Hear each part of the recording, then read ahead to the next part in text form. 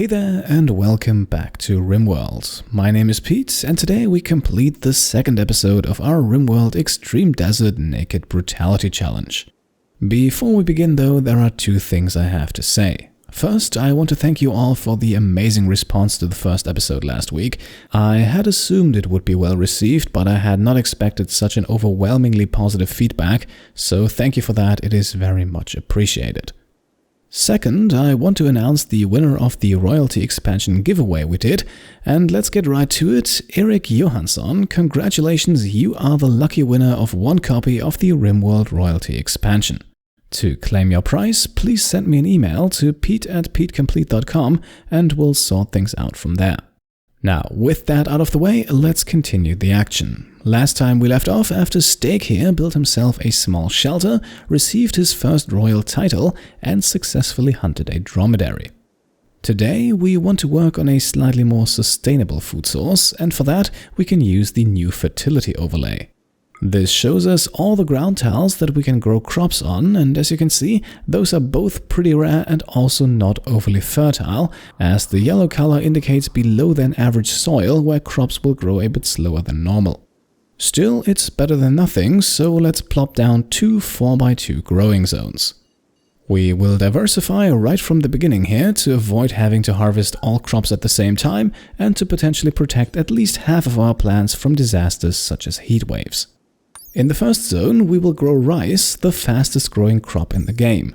Rice doesn't yield much and it's rather sensitive to soil quality, but it will still provide us with a quick harvest, much quicker at least than the potatoes that we're growing on the second field.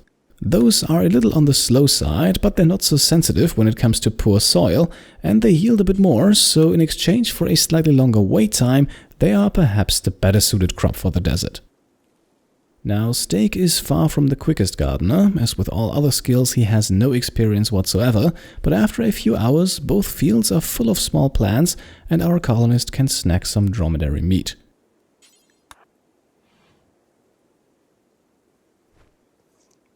Afterwards, he will mine a little deeper into this small mountain here, not because we want to make this a permanent residence, but simply because we need a bit more than 3 tiles of inside storage space.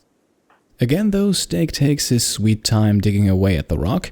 He is rewarded for his efforts, however, because he finds some steel hidden deeper into the hill. Once his mining skill has improved a bit, that's going to be an easy source of building materials, but for now we'll be satisfied with a slight storage expansion.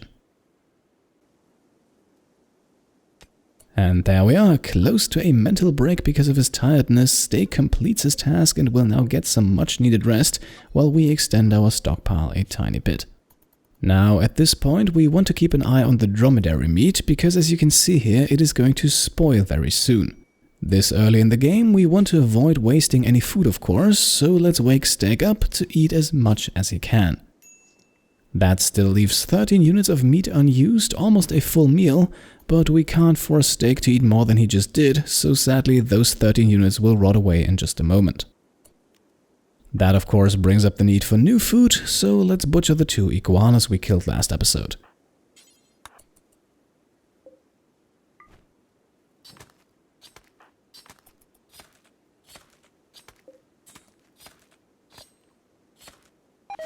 And there we are, just as a new batch of meat is brought into the safety of our small shelter, the dromedary meat disappears.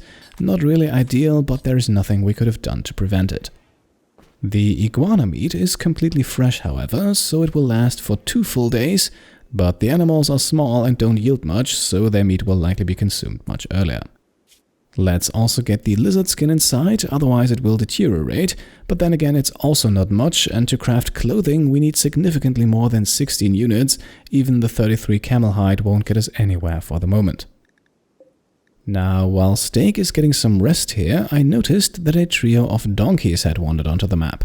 Since it's currently nighttime, they are asleep as well, which might present an excellent opportunity to go hunting again. We need to be careful though, because donkeys can attack back when harmed and they are faster than a human, so we should keep our distance and if needed use our new psychic powers to slow them down. Before we start our hunting trip, we'll let Steak rest a bit more and then give him something to eat as well, so that he doesn't venture out to the other side of the map on an empty stomach. Shortly after then, he sneaks up on the donkeys and will inch closer step by step here until we have a decent chance to hit with the bow.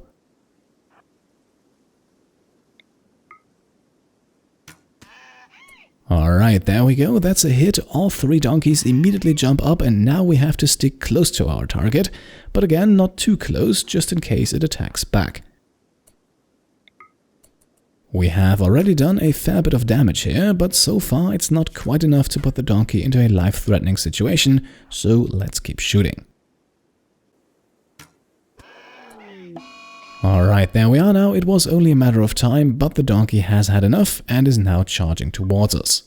Luckily, its 2 companions couldn't care less about the whole affair, which actually makes things even easier for us, since the manhunting donkey is now going to follow Steak until one of the 2 goes down. We can see though, despite its injuries, the donkey is still slightly faster than Steak, so let's try out our new Psychic Burden ability. We can see here in the description this ability slows down the target for 30 seconds at the cost of 8 units of entropy. Entropy, that is the cost for casting a psychic ability, and Steak here has an entropy limit of 30, so he could in theory cast Burden 3 times in a row without going over the limit. By default, a limiter is turned on, which prevents us from going over the limit, but that limiter can be turned off, allowing abilities to be used more frequently. That is extremely risky though, as going above the entropy limit can cause permanent damage. Entropy is also reduced over time, so casting Burden once will raise the bar to 8, but if we wait a few moments it will drop back down to 0. All in all, it's not terribly complicated, so let's cast our first psychic ability here to slow down the donkey and continue the hunt.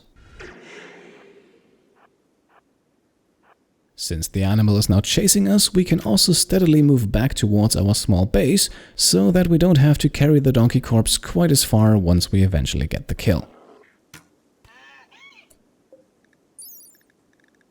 Now, with the animal significantly slowed down, we can actually afford to take a short detour here, because from our bow crafting action last episode, we still have some wood lying around.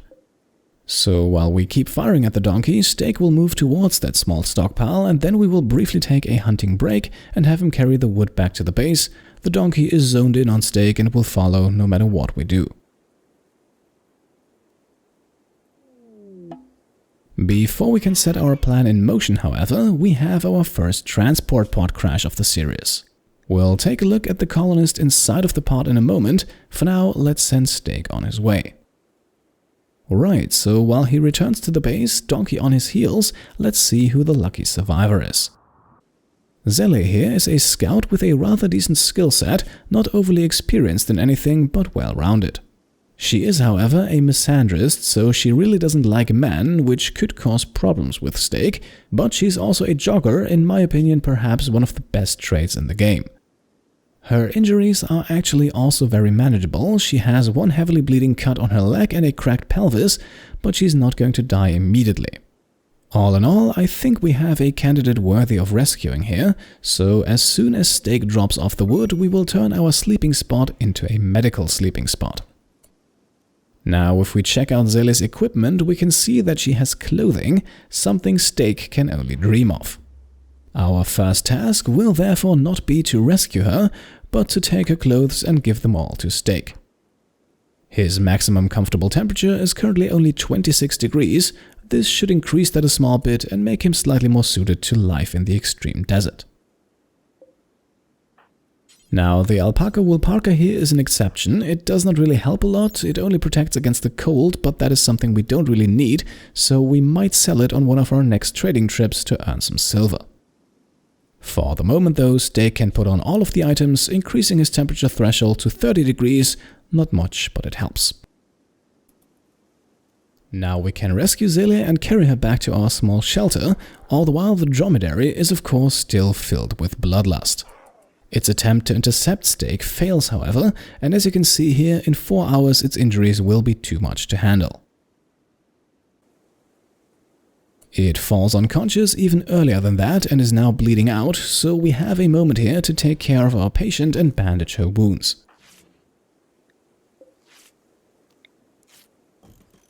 Once that is taken care of, both Steak and Zilla will get some rest. For Steak, I have put down a second sleeping spot right next to Zilla, which is not ideal but enough for the moment. While the two are napping, we then have cargo pods drop down, and inside 159 units of buffalo wool, one of the warmest materials in the game and an absolute game changer if you're playing on the ice sheet, for example. For us, it will still be good enough to craft a very useful item, but before we get to that, let's force Steak awake again, have him consume the iguana meat, and then he can also butcher the goose that was part of last episode's quest.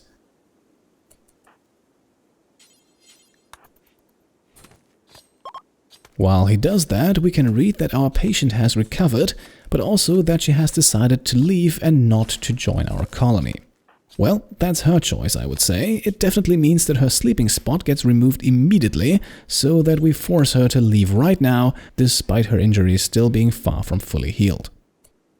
Slowly but steadily, she will now wander off the map, and we could of course also take her prisoner and try to recruit her that way, but we have more important things to take care of at the moment. A second colonist this early would have definitely been nice, but we will manage with Steak on his own for a bit longer, I think.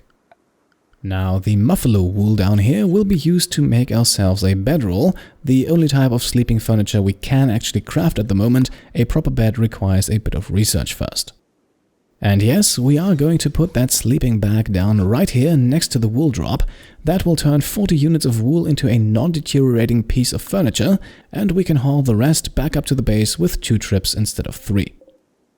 The bedroll also allows Steak to take a short nap between hauling trips, and considering his overall state of mind, that's probably for the best. Once he has rested a bit, he can carry the first batch of wool back, eat some goose meat as a reward, and then take care of the remaining 59 units, just one less than his maximum carrying capacity.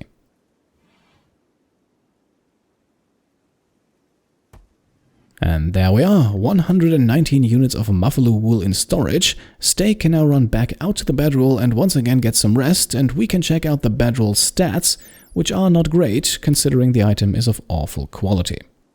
Still, a comfort rating of 52% is better than sleeping on the floor, and the bedroll is portable, so we can also use it the next time we send Steak on a short trading journey. Once he has gotten some sleep, Steak will now carry the bedroll back to the shelter and put it down there, and now he can finally take care of the donkey that has of course long expired.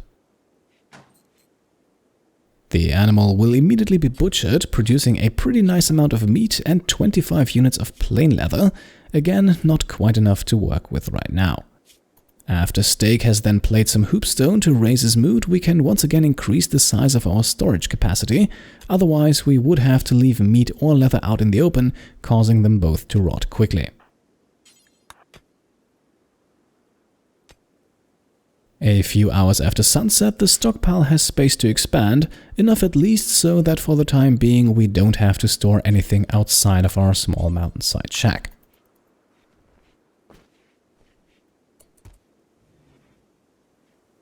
Now, the night passes by without any incidents, and we rejoin Steak in the morning as he starts mining the rather sizable vein of jade just around the corner of our shelter.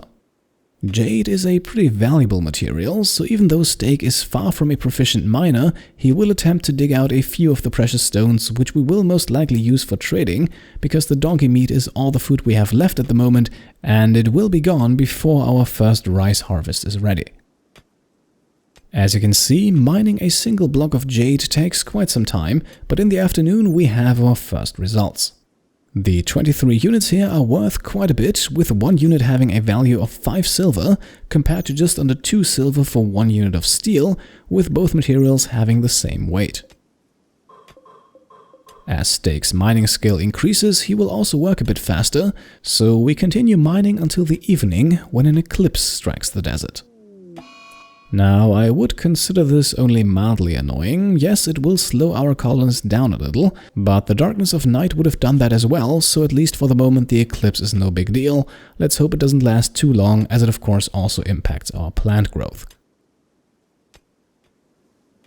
After working through the entire night, Steak is then finally done with his task in the early morning, and we are now in possession of 151 units of jade, enough for at least 2 full trade caravans. With the eclipse still going strong, Steak should not have any problems getting some sleep now, although he will have to interrupt his slumber shortly after, because the donkey meat is going bad and he needs to eat as much as he can before it spoils. We're now left with only 3 units, high time to purchase more food I'd say, but we can spare a moment to allow Steak a quick prayer here.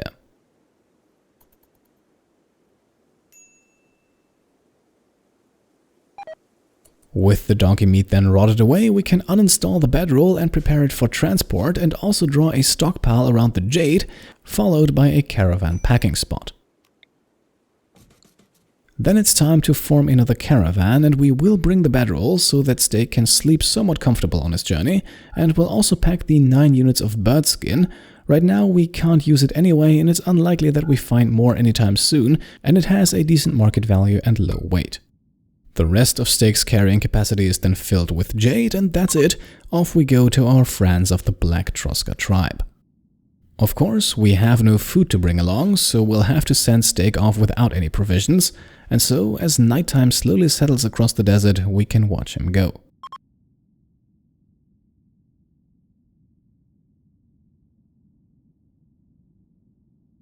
Around 10 o'clock in the evening then, Steak gets comfortable in his bedroll and gets some sleep, and then on the next morning he finally arrives at his destination, although very hungry.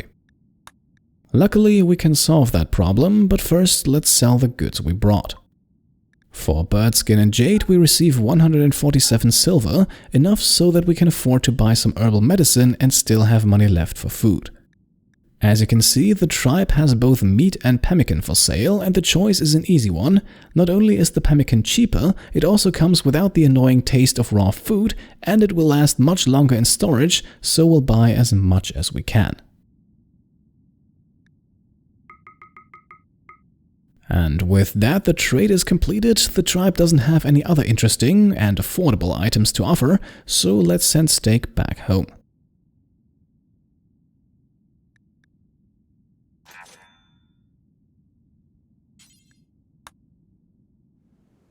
And traveling light, he makes it back in just a few hours and can now unpack, put up the bedroll again and then play some hoopstone. I think he has earned it.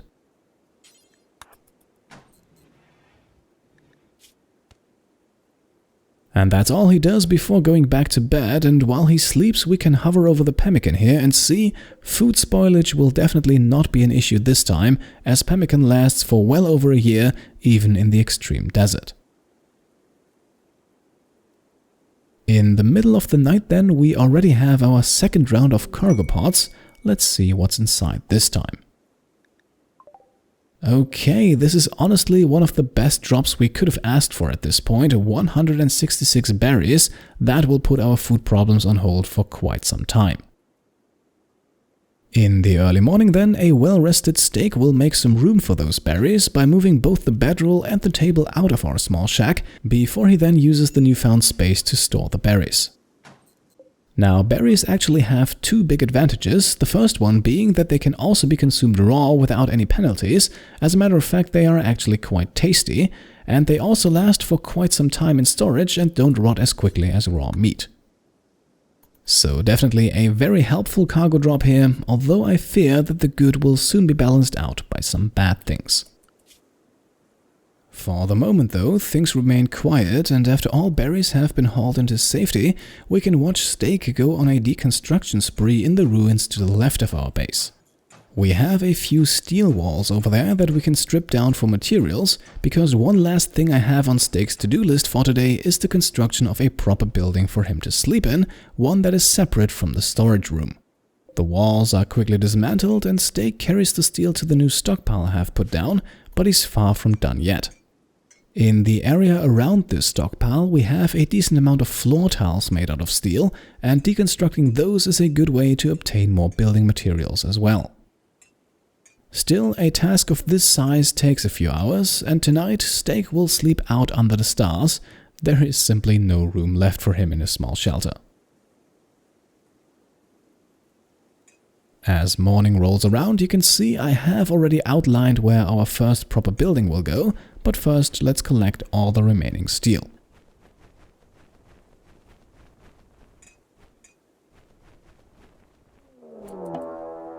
Okay, just as I had feared, before Steak can begin constructing his new home, we have trouble arrive in the desert.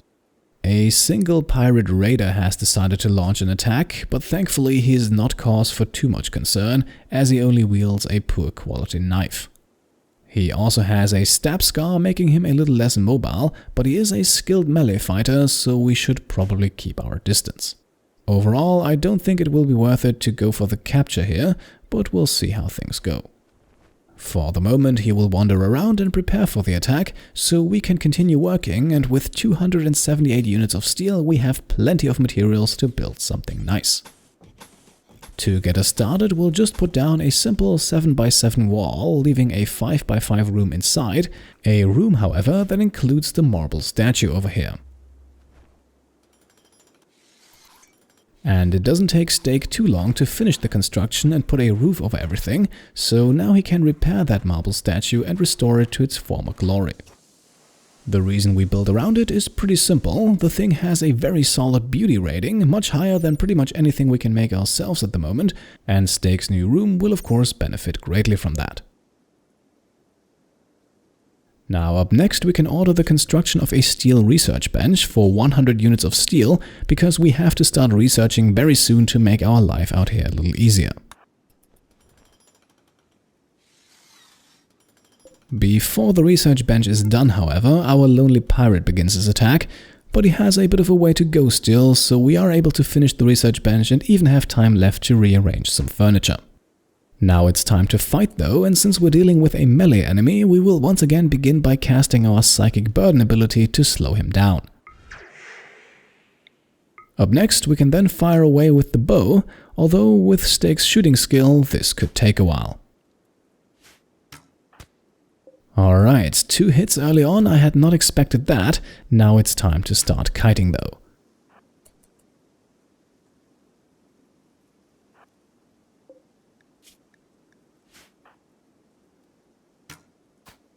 Once the slowdown effect from burden has worn off, our attacker moves much faster again, despite a number of injuries, so we'll have to cast the ability again here to get a few more shots off before we have to reposition.